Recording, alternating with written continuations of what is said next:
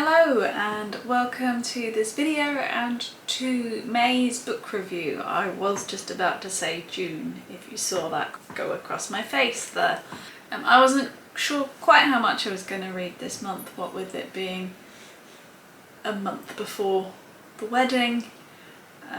We've had a few trips, we've got the hen do, I've got to go pick up my wedding dress, all of that kind of stuff. All means time for reading is a bit more condensed than it has been in previous months, but we still did pretty well. We've got 6 books to talk about. One of them was a hangover from last month that I briefly mentioned in that video, this month I was taking part in the Royal Readathon. Also, apologies if I look dishevelled. I'm filming this on a Thursday evening after work, so it's been a whole day of work. It might get dark because it looks like it's going to rain. It's a whole thing at the moment. But let's just get in to the books, shall we? So if you saw last month's book review, you know I was reading The Last Act of Adam Campbell by Andy Jones. This was my Crushes coaster prompt for a TBR vet, so this book has been on my to be read pile for the longest. I did finish it by the end of April, but not in time to put it in the book review, which is why we're mentioning it now. This follows Adam, obviously Adam Campbell, who has been diagnosed with a untreatable cancer.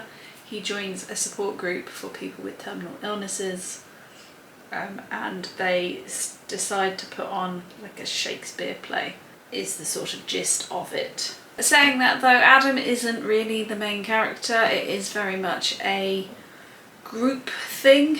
We follow multiple different characters, which sometimes is a bit hard to tell who we were following at each point, and it did take a little bit of time to get going and for me to warm up into the characters. But I did think it had an interesting take on terminal illness and planning for death basically, and how you let your loved ones know. So Adam had a young child, so I was explaining it to her and things like that. And I have to say, by the end of it, I did get some feels from it. It did tug on the heartstrings a little bit and things like that. So it was a bit slow getting into, but I did warm up into it and I did enjoy it. And I do like a book with a show, and I have a thing about books with people with terminal illness. I know that sounds wrong, but you know, 5 Feet Apart, Fault in Our Stars, that kind of thing. However, I don't know how accurate this is, and I only say that because they kept talking about feeding a dog fruitcake, and I know that you can't do that because dogs can't eat raisins. So it then made me question how valid Andy Jones's writing on the topic was, if he couldn't get that simple fact right, if that makes sense.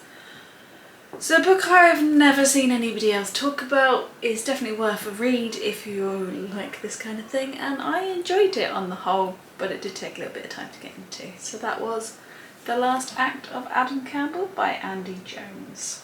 We then make it into the books I actually read in May, and the first one was my reread, and that was Silence is Goldfish by Annabel. If you saw my book unhaul from a little while ago, you know there's a whole group of books that I'm rereading to see whether I want to get rid of them or not, and this was one of the ones there, so I chose to read it this month. This follows Tess, who is a 15-year-old who finds out some important information in her life that she didn't know beforehand, and subsequently decides just not to speak.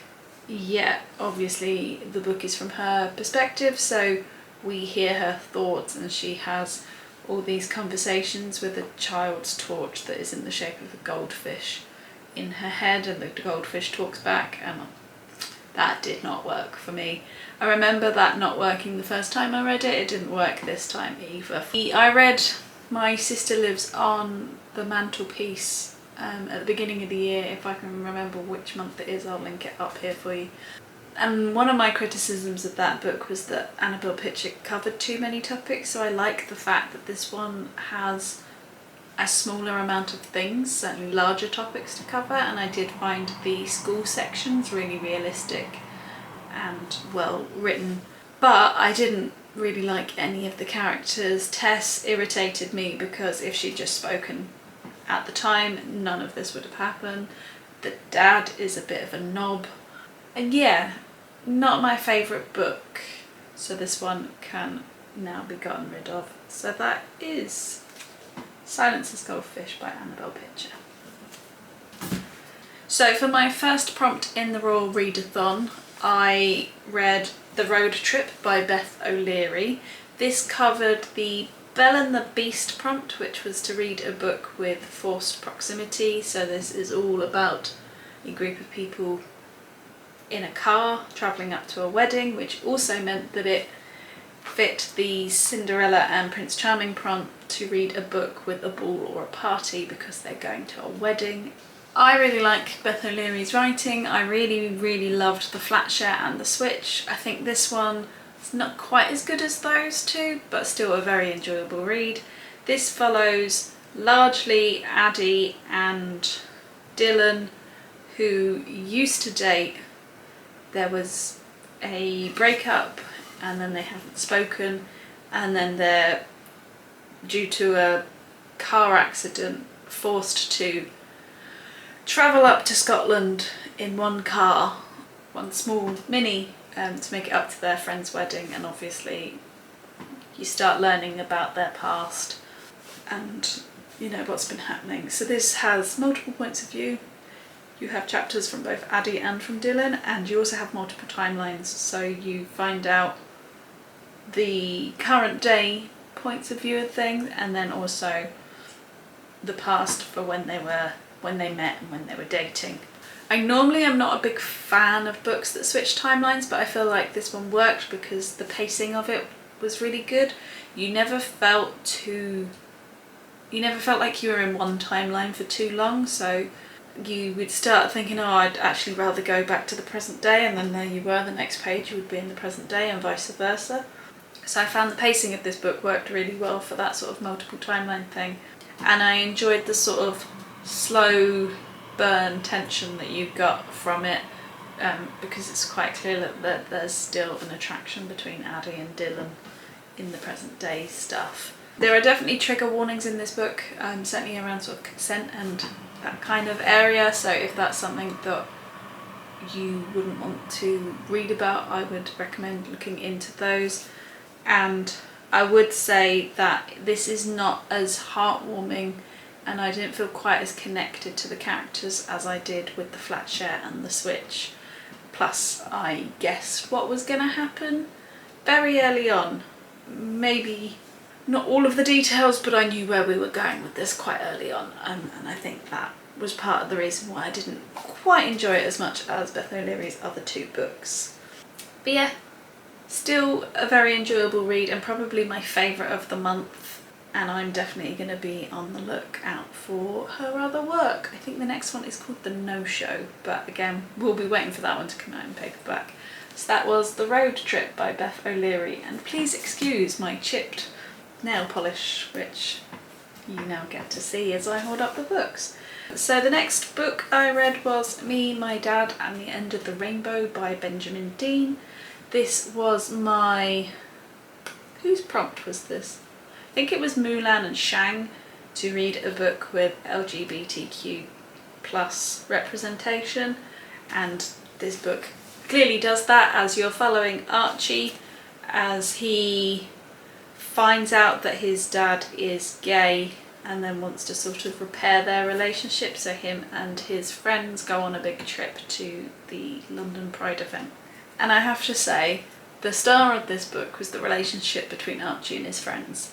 That was the bit that really appealed to me. The story probably didn't keep me as engaged as perhaps I would have wanted, but the friendship and how that is written really did. Again, this was another book that was quite slow to get into, but it is a very easy read, being a middle grade.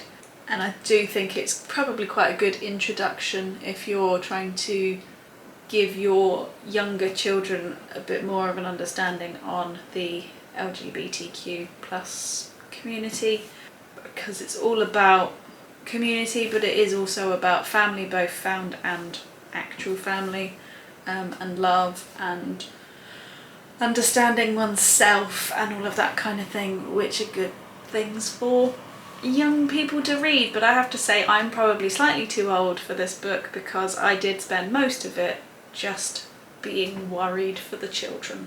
As much as they were going on an adventure, I just worried about them. So there we go. That was Me, My Dad and the End of the Rainbow by Benjamin Dean. I'm rattling through these quite quickly because I'm hungry, so there we go. So the next book I had was for the Rapunzel and Flynn prompt, which was to read a book with an adventure. So I read The Sisterhood of the Travelling Pants, which is a book that I got for free from my tube station's bookshelf. Obviously this came out when I was a teenager, so it's pretty old, but I never read it as a teen and I've always been slightly intrigued by it. But it came out in like what, 2001, so we're 20 years old, knowing me. But yeah, so I've always been intrigued by it. It follows a group of 4 friends who have this pair of jeans that magically fits them all and makes them feel really confident, and they go on little adventures. And then because they've split up over summer, the jeans get sent to each of the person so they can have their own adventure with them. I thought there would be more about magic jeans in it than there is. The jeans aren't actually very magic or very important to this story, which was disappointing. And because it's American, they say the word pants a lot, which kind of irritated me too. But that is a very personal gripe with the book. I think if I'd read this as a teenager back in like 2001 or slightly later, I probably would have really enjoyed it. But reading it as a 31-year-old, I found that the characters just fit too neatly into each of the stereotypes.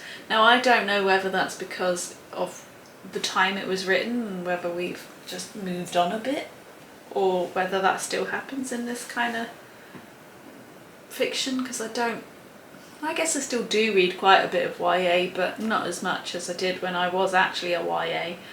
So yeah, it was all too cliched and all too packaged in neat boxes and all of that kind of stuff. So I found the book kind of anticlimactic, which is also a shame.